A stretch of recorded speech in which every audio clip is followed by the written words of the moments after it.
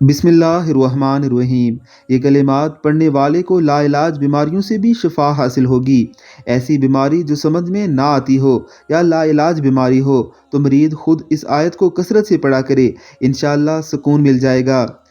ربہ انی مسنی الضر وانت ارحم الراحمین۔ بالخصوص وہ بیماریاں جو لا علاج سمجھی جاتی ہیں، جیسے ڈپریشن اور انزائٹی وغیرہ، جن کی دوائی تمام عمر کھانے کے بعد بھی سکون نہیں ملتا۔ ایسی بیماریوں کے لیے یہ نسخہ عسکیر ہے۔ اس دعائے مبارکہ کو یاد کر لیجئے اور بار بار دہراتے رہیے۔ اللہ رب العزت سے مناجات کیجئے۔ یہ اللہ کے ایک برگزیدہ پیغمبر کی دعا ہے۔ ربہ انی مسنی الضر وانت ارحم الراحمین۔ انشاءاللہ العزیز اس دعائے مبارکہ کے وسیلے سے آپ کی بیماری شفا ہو جائے گی، چاہے وہ کتنی ہی بڑی کیوں نہ ہو۔ اللہ ہم سب کو توفیق عطا فرمائے۔ آمین، اللہم آمین۔